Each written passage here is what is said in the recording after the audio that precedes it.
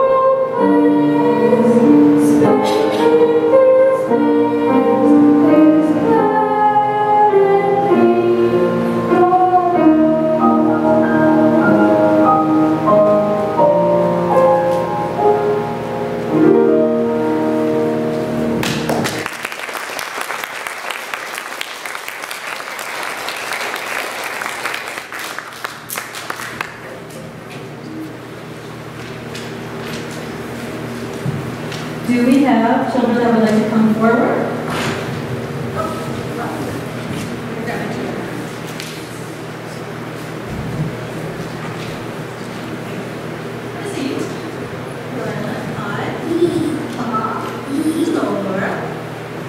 How are you all doing this fine morning? Yep, good. Yep. Okay. So I grew up in a time where we didn't have a million different TV channels, or the internet, or a lot of other things.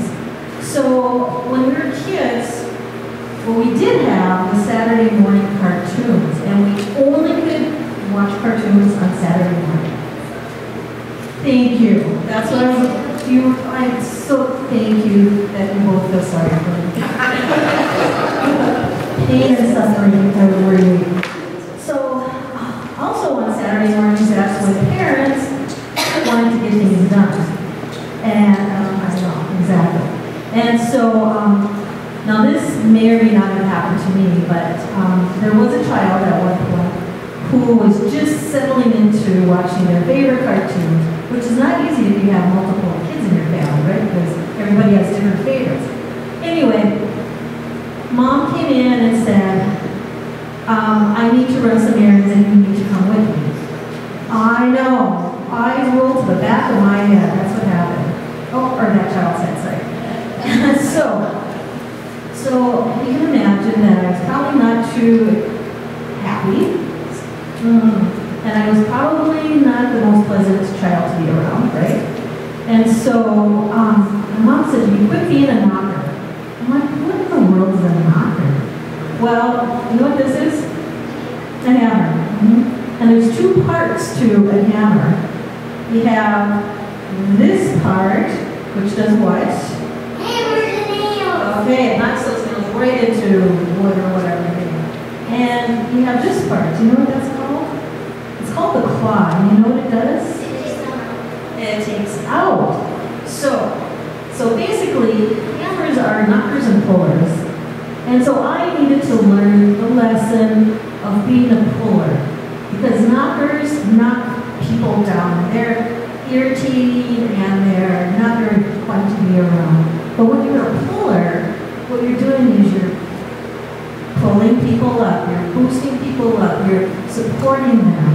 And so it was a long, hard lesson to learn, and I'm not really all that perfect at it, but it's a good reminder when we look at a hammer that we do need to be pullers and not knockers.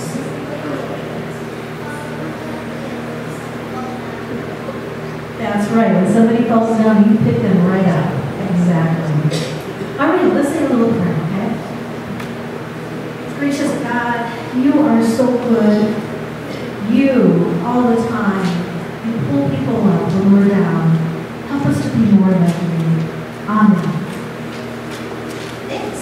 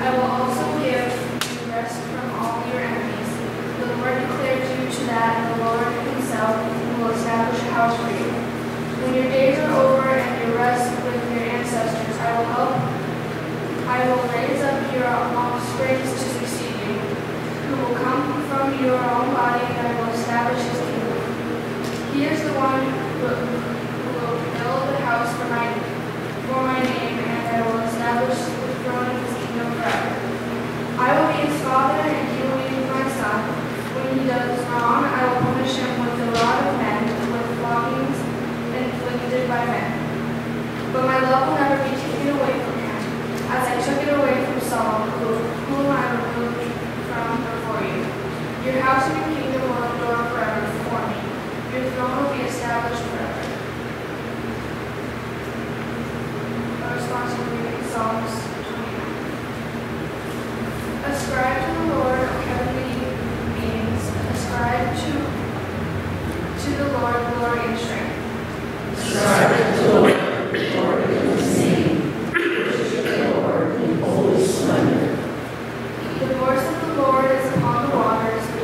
of the Lord thunders, the Lord upon many waters. The voice of the Lord is powerful. The voice of the Lord is full of majesty. The voice of the Lord breaks the cedars. The Lord breaks the cedars of Lebanon.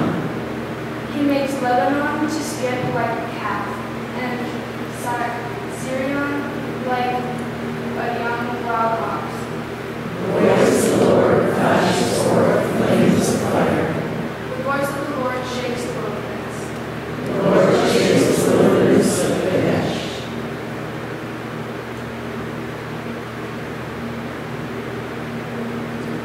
The Lord shakes the wilderness of Kadesh.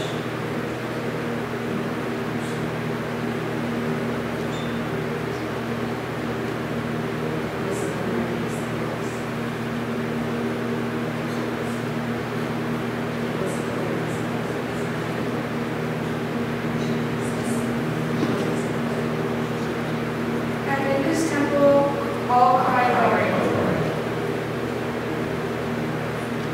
The voice of the Lord makes the oaks to whirl and strips the forest bare. The Lord sits enthroned over the flood. The Lord is enthroned as ruler forever. May the Lord give strength to his people. May the Lord bless his people with peace.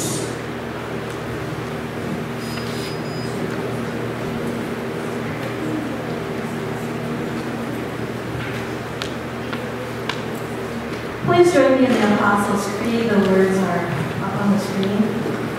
I believe in God, the Father Almighty, creator of heaven and earth. I believe in Jesus Christ, his only Son, our Lord. He was conceived by the power of the Holy Spirit and born of the Virgin Mary. He suffered under Pontius Pilate, was crucified and died and was buried. He descended to heaven. On the third day he rose again. He ascended into heaven and is seated at the right hand of the Father. He will come again to judge the living and the dead. I believe in the Holy Spirit, the Holy Catholic Church, and communion of saints, the forgiveness of sins, the resurrection of the body, and the life everlasting. Amen. Our New Testament lesson this morning comes from the book of Matthew, chapter 3, verses 13 through 17. Then Jesus came from Galilee to John at the Jordan to be baptized by him. John would have prevented him, saying, I need to be baptized by you, and you come to me? But Jesus answered him, Let it be so now, for it is proper for us in this way to fulfill all righteousness. Then he consented.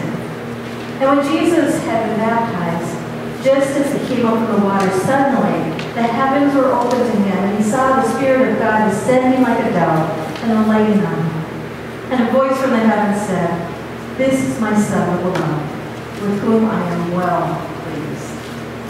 So ends the reading of God's word. We're going to continue now looking at one of the ancient maps of the Christian faith, and that is the Apostles' Creed. And I think it's fair to say that every single line of this creed has been questioned and debated since it was created. You see, Jesus never put out here's what you should believe statement about himself or the world or God or anything else.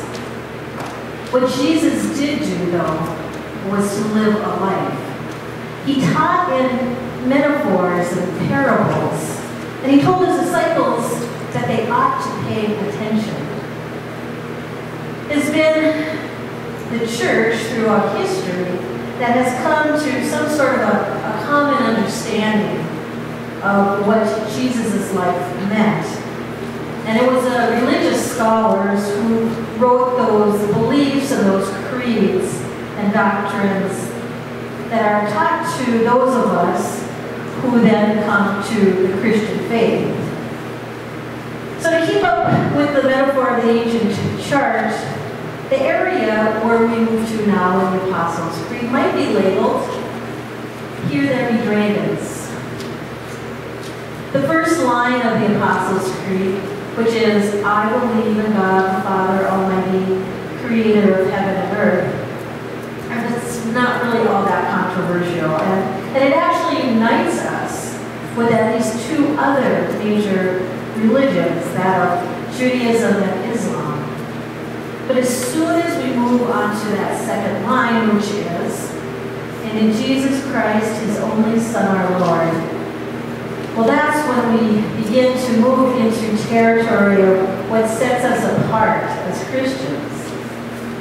Remember that the initial followers of Jesus were all Jews, as was Jesus himself.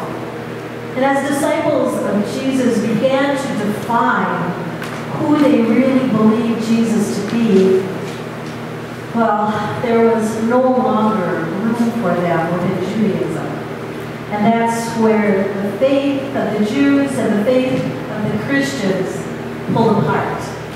And it was a really, really painful separation. Volumes have been written and are still being written on the mystery of Jesus. A mystery that has been debated from the time that some astrologers saw that bright star in the night sky over Bethlehem. So let's start with a couple of areas of common agreement. First of all, Jesus really did exist. I know that there are some who claim and believe that Jesus didn't exist, just like there are some who believe and claim that the earth is flat.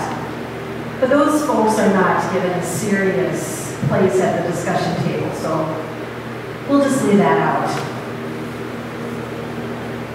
Jesus existed. So the question of who he really was is really, really important. It's a really important question.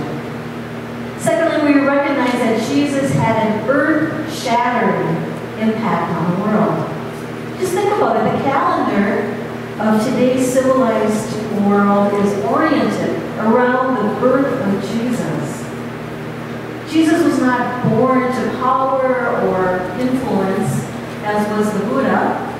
Jesus did not write large religious volumes of books to pass along as the direct word of God, as did Muhammad. Jesus was not a king of a nation with a tradition of divine kingship like the pharaohs of Egypt or the emperors of Japan. Jesus was a son of a carpenter. And we know almost nothing about his life before the age of 30, which was when he became a sensation by working miracles and becoming a teacher, wandering the hills of Palestine without any real place to call home. Then after just 3 years of teaching and performing miracles, he made the religious authorities so mad that they arranged for his execution as a criminal, which was when the disciples then either went into hiding and then the rest of them just went back to their trades. So I just wanted to sink in that there is no logical reason for a human being with Jesus' biography to be at the foundation of Christianity as we know it today. Maybe he could have been the center of a sect for maybe 50 or 100 years. But 2,000 years as one of the major religions of the world and all of time oriented around him? Well, that wouldn't make sense if Jesus were a mere mortal human being who was executed in shame. So how did all this come to be?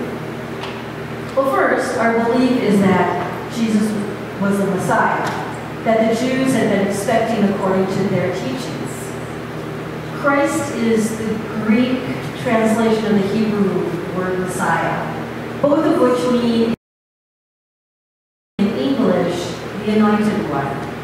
It was a practice of the ancient Israelite prophets to anoint the kings of Israel, and that indicated that they were God's choice for special work on behalf of the nation. The Jews were not looking for God of the flesh. The Messiah they were expecting was human, and that person would free the people. For a brief time, the Jews in first century Palestine, well, they thought that Jesus was the Messiah. But when Jesus refused to rally a rebellion to oust the Romans, he ended up being executed without any sort of struggle on his part. And that's when the Jews abandoned the idea that Jesus was the Messiah they had been hoping he was. The Christian claim, though, is that Jesus was indeed the Messiah. And the freedom that he brought was actually spiritual freedom rather than political freedom. Now, once the Christians started highlighting Jesus' claims that he was operating in the spiritual realm, it implied that Jesus was more than just human. When Jesus told the paralyzed man to take up his mat and walk, nobody was really all that bothered by that. But when Jesus told the man that his sins were forgiven, well, the blasphemy meter started to go up. And the religious leaders reminded him that only God can forgive sins. But Jesus didn't back down. The point is that Christians have believed from the very beginning that Jesus had a relationship to God that, at the very least, was different from that of ordinary human beings. They also believed that Jesus really was human. And once those ideas sunk in, well, that's when the proverbial fur began to fly. Where we ended up was with the conviction that Jesus was fully human and fully God. Whenever someone tried to emphasize one side and diminish the other, well, they were condemned as heretics. The church stood firm that both were to remain in unison together, human and divine. Jesus as a man, Jesus as God, both at the same time. We do not believe that Jesus is separate from God. Jesus is not in a child-parent relationship with God. I believe that the parent-child analogy is inaccurate. I love the way that Margaret Larson describes the Trinity as water, ice, and steam, which are all H2O, just in a different form. The point is that Jesus is human and Jesus is God. So what difference does it make? Well, here's what I believe. If Jesus truly is God, that says some mighty, incredible things about the God of the universe. If Jesus is God, then God has actual first-hand knowledge of what my life is like. We all know how hollow it sounds when somebody says, I know exactly what you're going through, when what we're going through has never been part of that person's experience. So if Jesus is God, then God knows from experience what it's like to be poor, to be hungry, to be persecuted. God knows what mockery and humiliation and abandonment are all about. God knows what it feels like to die. God knows what it feels like when a close friend betrays you. God also knows about the joy and the fun of weddings and festivals. God knows about the disciplines of study and prayer and what it takes to stick with them. God knows about families and friends and how it feels when they criticize you or how much you miss them when they die. Believing that Jesus is God is the single most important responsibility for the personal and intimate connection I feel towards God.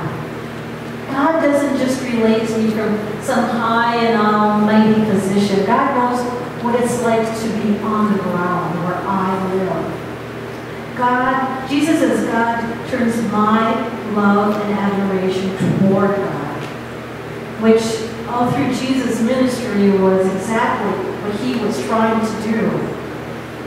When I express the Christian conviction that Jesus is God, it defines for me what I mean when I refer to God. If Jesus, the man, is not also God, then God remains beyond my reach, and I have no means to understand.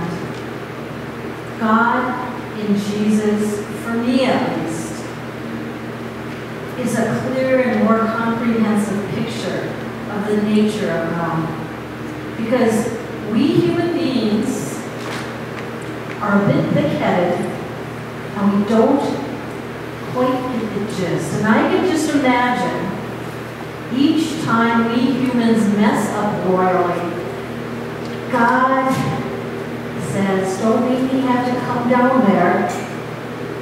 And finally God says, okay, clearly I'm not going to get through to them. So it looks like I'm going to have to go down there myself and show them what I mean. I'll have to take human form, and we'll have to explain my message to them in human words and human actions so that they will know exactly what I mean. Now, I don't believe Jesus is a different version of God.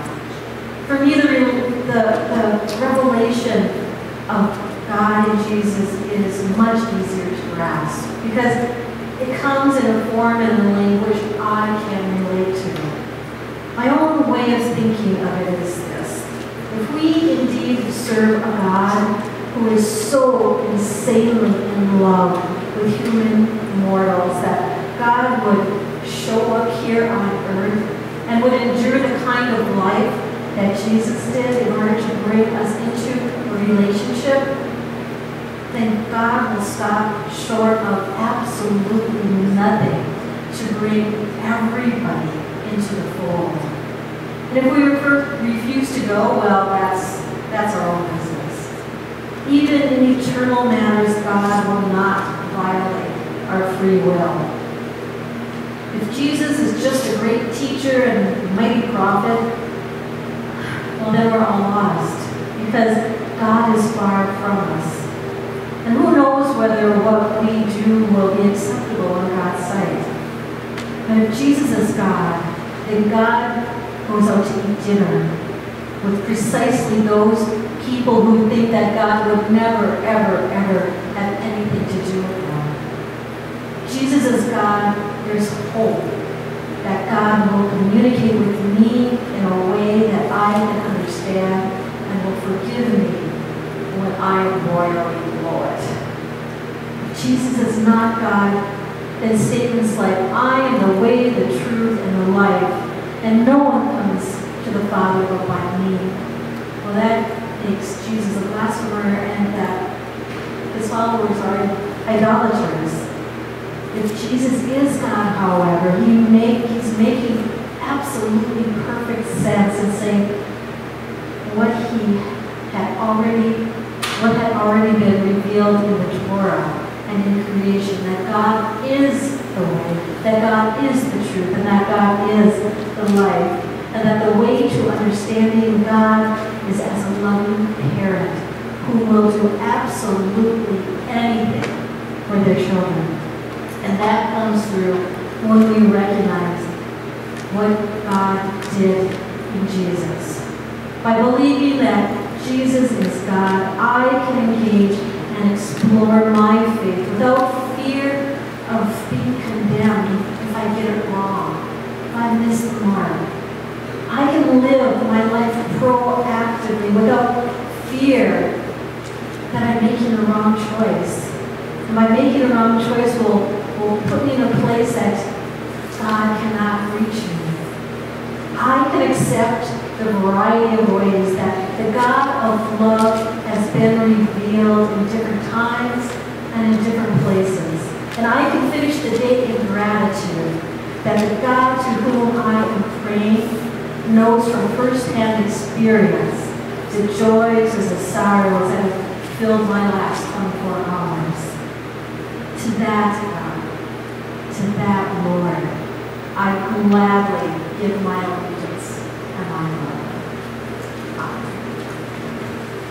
I invite you now to stand as you are able for our song of response. There is Lord Jesus.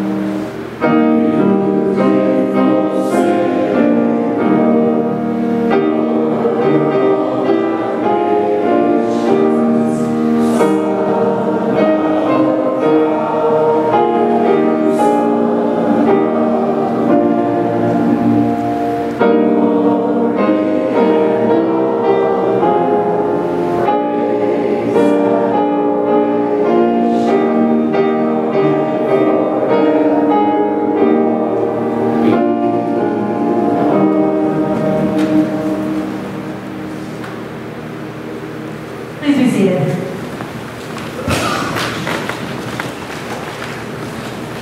Seed time and harvest, summer and winter, day and night. God's love has always been abundant in every age.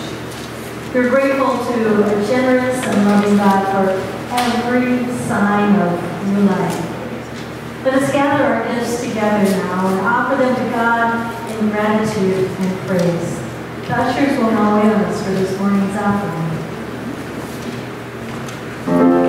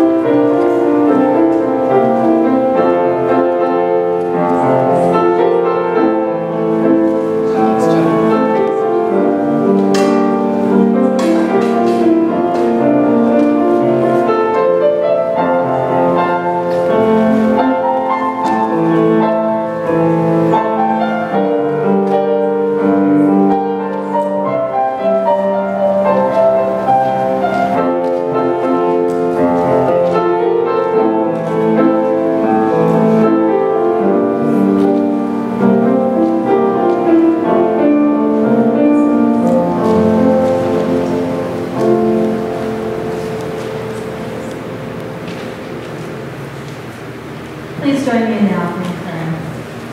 Generous God, You sent Jesus to teach people firsthand the power of your love and grace.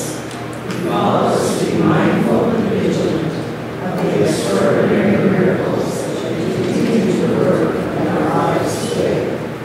These offerings, Lord, mysteries that shall show others your miraculous love and grace. We pray in the name of Jesus Christ. Amen. in the beginning, when God created the heavens and the earth was formless. It was void, and darkness covered the face of the deep. While the breath of God swept over the face of the waters, in the beginning was the Word, and the Word was with God, and the Word was God. The Word was in the beginning with God. All things came into being through the Word. And without the Word, not one thing came into being. Let's pray. Almighty and tender God, another week has flown by as we try to slow down the passing of summer. For all the ways you have blessed us, we thank you. For your presence during celebrations and sorrows, during playful moments and hard passages.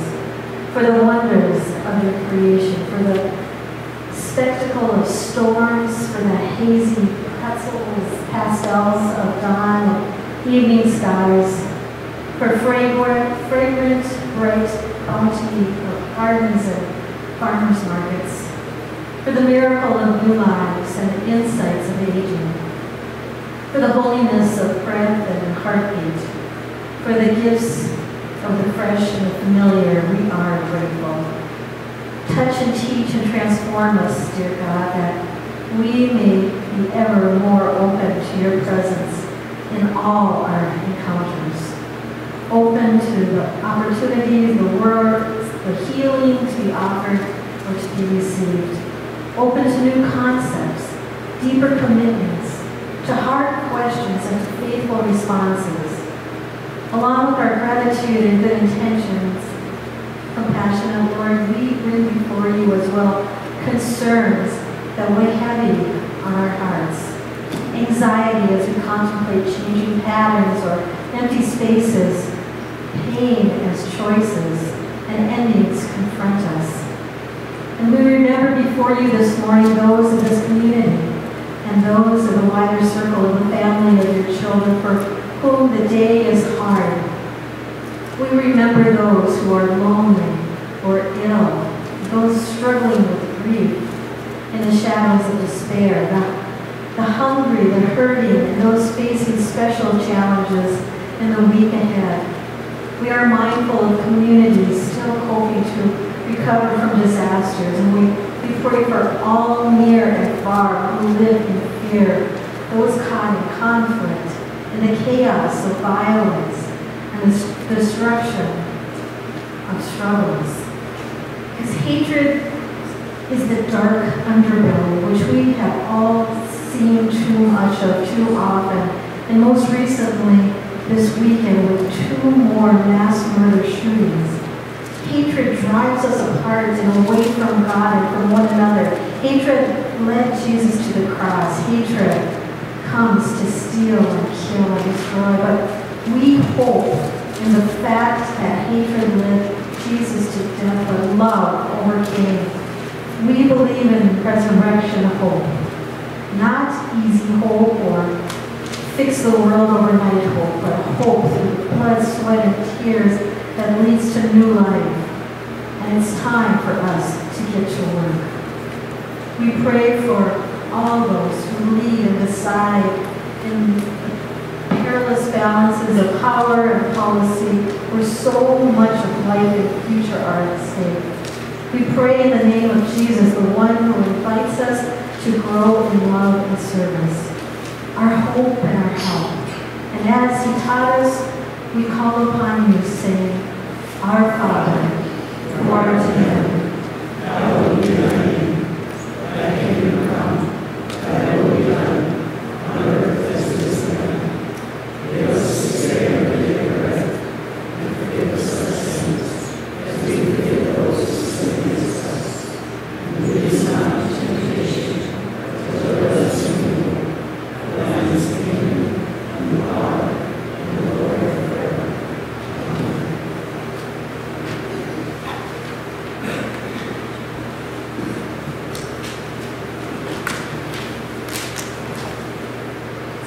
Good morning. I look at this and I think it should be entitled Communion on the Moon, but I should give a little preface here.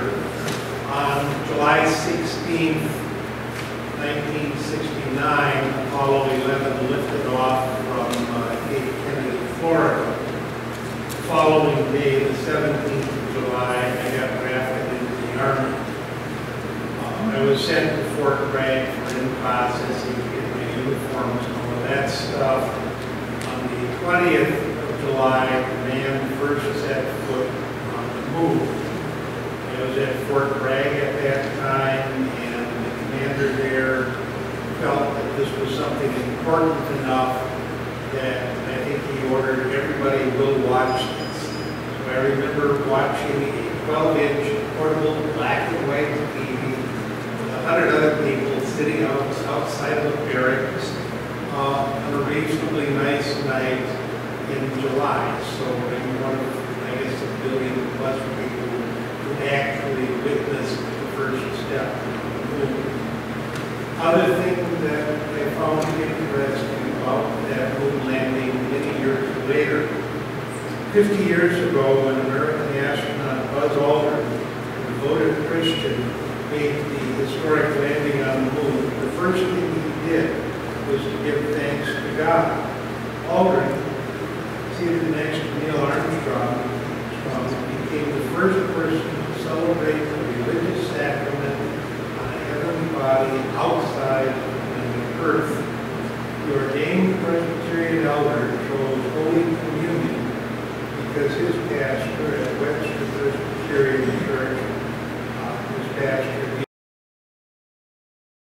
Woodruff, often spoke of how God revealed himself through everyday elements.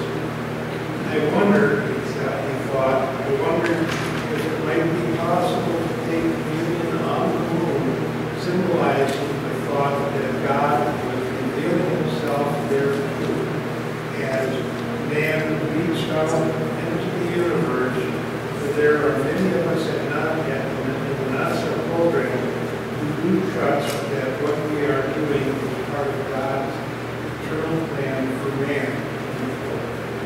And on July 20th, 1969, after the Eagle, that's the lunar module, landed down to the surface of the moon, Aldrin pulled out a wafer that had been in a plastic bag and wine, along with a small silver top provided by this church. The NASA allowed each person to have a small personal preference packet before he spoke into the radio. Actually, I think this was kind of blacked out from everybody else in the world. But Houston, this is Eagle, this is the lunar LM pilot, Aldrin said, referring to the lunar module. Shortly after the lunar Eagle landed on July 20th. Audio of Aldrin giving thanks shortly before taking communion while on the moon. I would like to take this opportunity to ask every person listening in, whoever or wherever they may be, Aldrin said, pause for a moment and contemplate the events of the past few hours and give thanks to his or her own way. Aldrin silently read to himself John 15, verse 5. As Jesus said, I am the vine, you are the branches. Whoever remains in me and I in him will bear much fruit, for you can do nothing without me. In the radio blackout, he said, I opened the small plastic packet which contained the bread and wine, and I poured the wine into the chalice which was given me. In the 1/6 gravity of the moon, the wine's not going to pour fast like this, it will go much slower. The wine flowed slowly and gracefully up the side of the cup. It was interesting to think that very liquid, this was the very first liquid ever poured on the moon and the first food eaten there were communion elements. His family, his pastors, and some close friends took communion at exactly the same is something that to this day causes the 89-year-old living legend, whose historic communion in 1969 is still commemorated every year at Webster Presbyterian to wonder. It was a privilege to have been able to undertake the first manned mission to the lunar surface, an honor to have worked with so many good and dedicated people, and to have left our footprints there a woman who Florida today earlier this week, I think it was in early July this year. Even now, sometimes I marvel that we went to the moon.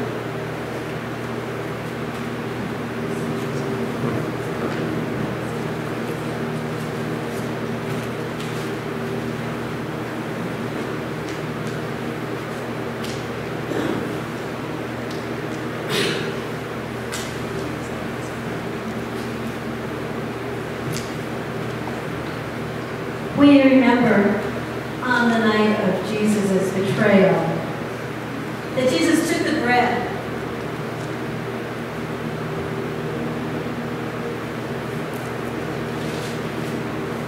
He blessed the bread and he broke the bread. And he shared it among his closest friends. He said, "This is my body that was given for you. Whenever you partake of this bread, remember me. Do this in remembrance of me." And then on that same night,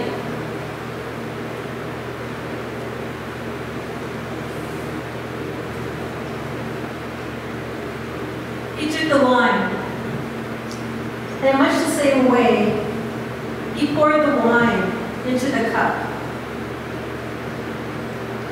And he shared it with his friends. He lifted the cup, he blessed the cup, and he said, "This is the cup of the new covenant. Do this as often as you drink it. Remember me. Do this in remembrance of me." Come, Holy Spirit.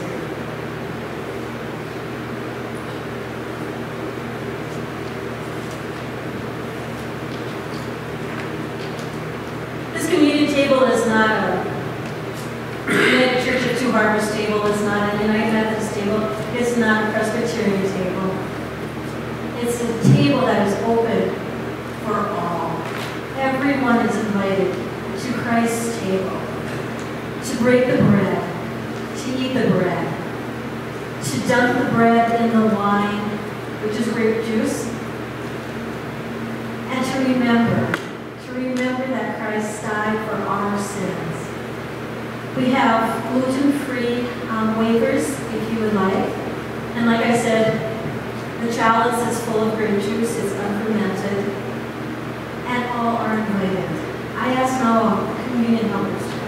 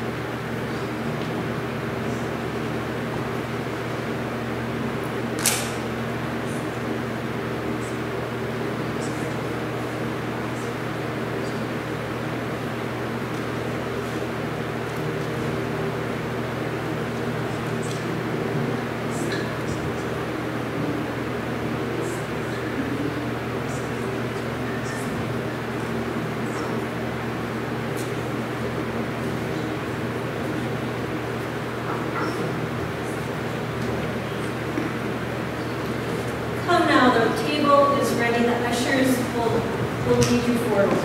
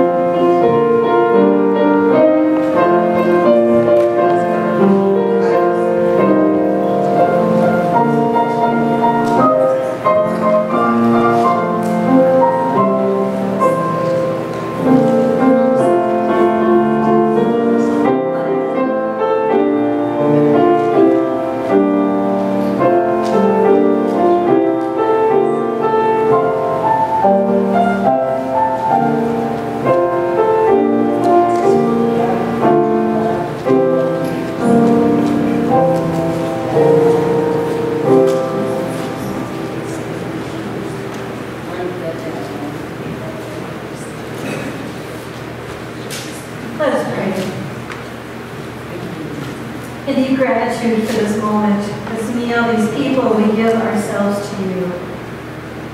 Take us out to live as changed people because we have shared the living bread and cannot remain the same. Ask much of us, expect much from us, enable much by us, encourage many through us. So Lord, may we live to your glory, both as inhabitants of earth and citizens of heaven. Amen.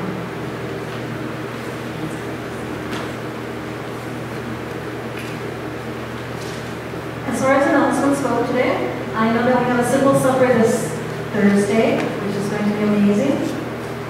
So please come, bring friends, share the word. It's 5:30 this Thursday.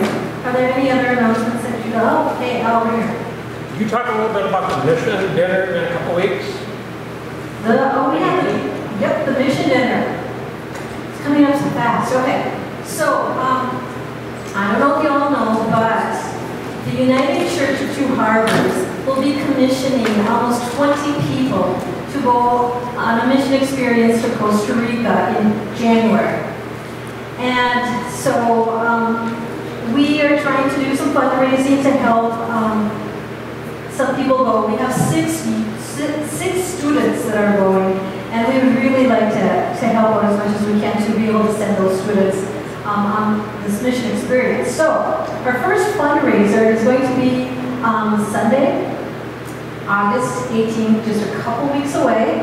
We're going to have a themed service around Costa Rica and the music of Costa Rica and get a bit of a flavor. You're going to meet the team that will be going, both individually in person and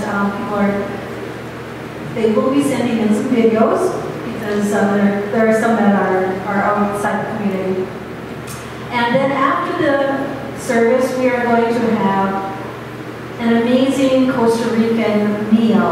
And I don't know how to pronounce all the words, but it's going to be amazing.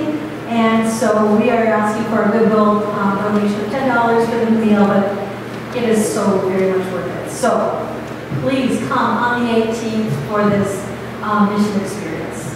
Any other? Thank you, that was a good one. Any other announcements that you'd like to raise up?